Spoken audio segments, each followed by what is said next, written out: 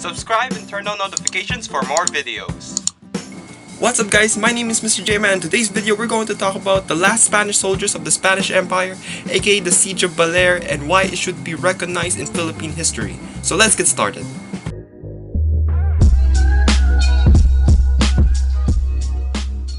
It's 1896, the revolution has begun. The guerrillas known as the Katipunan laying out attacks against the Spanish authorities left and right in the country, with bloodshed, guerrilla warfare, and raids as the only tactics to liberate the Philippines from the hands of colonialism. But one place that saw an imminent danger from revolutionary attacks is the town of Baler in the Aurora province. Just 225 kilometers away from Manila, Baler is fully defended by 50 Spanish light infantry units under the command of Lieutenant Jose Mota. But him and 6 of his units were killed in an ambush by the revolutionaries led by Teodoro Luna on the evening of October 4, 1896. The following year saw the revolution shortly ended in December 1897, with the exile of the revolutionary leaders to Hong Kong following negotiations between the two opposing forces at Biak na Bato. Once the Spanish-American War started in 1898, Spain dispatched the 2nd Expeditionary Rifle Battalion to once again defend Baler from both Philippine and American forces. Now in the command of Captain Enrique de las Morenas y Fozi, on June 1st he ordered his units, who were numbered by 58, to stockpile supplies and ammunition as they can, dug up a series of wells, and fortified a local stone church in Baler's town square. These units, not only are they defending the town, but also their fate as well.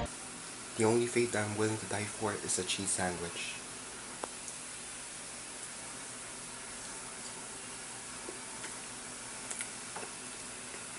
Delicious. This is the only thing that I won't live without. Now back to the video.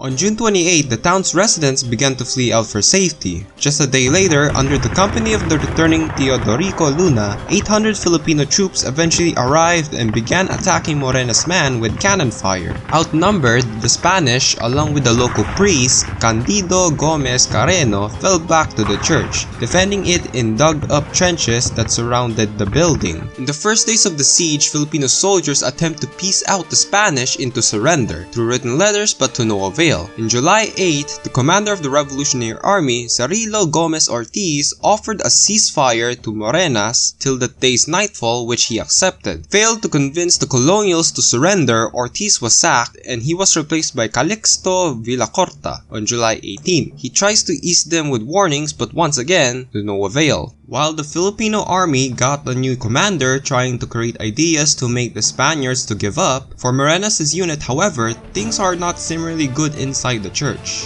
Since some of Morenas' men are guarding the building in the trenches, majority of them are confined inside of this small building, which terrible conditions plague inside, such as food supplies became scarce in the unit due to troop usage and getting rotten out, with the windows and doors closed out delivered heat and humid to the troops, combined with the terrible smell of feces in the church graveyard. Well, you got a giant recipe of disaster there, as diseases took a heavy toll to the trapped Spaniards, which included the local priest, Father Carreno, who died on September 25th, and Captain Morenas, who succumbed to beriberi and died on October 1898. Lieutenant Saturino Martin Cerezo took over as the new commander soon after. It seems Calixto Villacorta can't find any solution to submit the Spaniards to surrender, until he saw a newspaper article reporting about Spain's defeat to the Americans and that the country's plan to departure from the Philippines. Using this opportunity, Villacorta brought the newspaper to the church steps to finally convince them to get out and that the war is finally over. Once Cerezo saw the article, he denounced the report, believing it as a ruse from Villacorta to surrender. Determined to not give up, Villacorta then brought in Spanish civilians and an officer to fully convince Cerezo and his men that the war is over. Cerezo still refused. Diseases continued to take more Spanish deaths. By December, only 16 soldiers had died from beriberi and dysentery. Only 35 remained to defend their lives, waiting for their deaths to come. Martin Cerezo had ordered his units to burn nearby houses to deprive needed cover from Villacorta's men, which worked, killing more than they expected and suffering high casualties to the revolutionaries. By the end of 1898, more than 13 Spanish troops have died from disease, and only one died from gunshot wounds.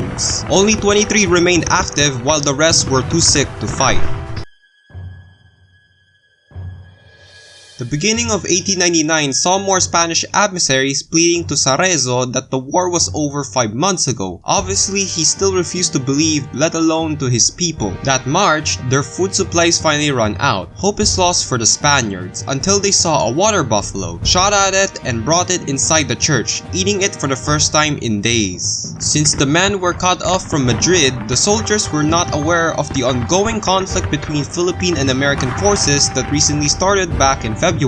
Although the Spanish units didn't know there's another conflict in the country, in April, Commander Charles S. Perry, operating the USS Yorktown, learned about the situation at Baler and attempted to rescue the Spanish troops, but quickly failed when Charles's men were attacked and captured by Filipino insurgents. The following month, Villacorta attempted to shell them out of the church. During the initial shelling, they managed to hit an improvised cell that hailed 3 Spaniards, who had attempted to desert earlier in the siege. One of the imprisoned, named Alcaide Biona, ditches the Spaniards and allied himself with the Filipinos. This was a huge blow for Cerezo, since Alcaide shared most of their important plans for his army against Villacorta, and his plans are now in possession of Villacorta. There is no doubt time is up for Cerezo.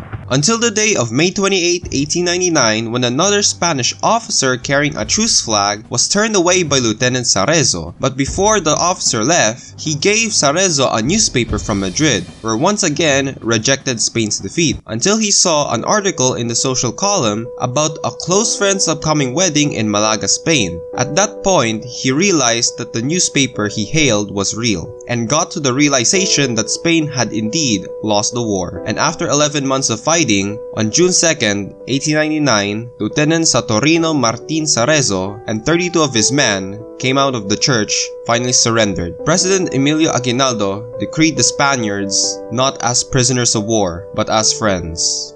I have a joke. What do you call when you mix cotton and cologne together? Colony of cottons. Get it? Cause you put a cologne on a cotton and pour it in your face. Get it, guys? Okay, back to the video. This is getting weird. In September 1st, the survivors arrived in Barcelona and were received a hero's welcome and honored for their heroic bravery. The late Captain Morenas earned the Laureate Cross of San Fernando, the highest military medal in the country, highly promoted as major, and his widow accepted a pension of 5,000 pesos, while for Martin Cerezo was promoted major with an annual pension of 1,000 pesos, and decorated with the Royal Cross, the military honor of San Fernando, and later become Major General. He died in 1948. The Siege of Baler took many lives in the Spanish side as 19 people died from disease, gunshot wounds, and execution. Alcaide Biona, the man who deserted his fellow Spaniards, was executed by Cerezo the day before they surrendered, while Teodorico Luna was sentenced to life of hard labor and Bilibid prison after he ordered to burn alive Ora B. MacDonald, one of the captured Yorktown sailors. The Philippines, however, lost to the Americans in 1902. They won't gain their independence till World War II. Thank you guys for watching this video, and if you like it, be sure to like, subscribe to this channel, turn on notifications, and comment below what's your favorite in this video. And also don't forget to follow me on Twitter, Facebook, Twitch. It's in the link in the description. And don't forget to watch one of my videos on the left right here and one of my videos on the right here. I'm just gonna put it random, whatever you want to watch. And also yeah, thank you guys for watching, and I'll see you guys in the next video. Peace out. Bye.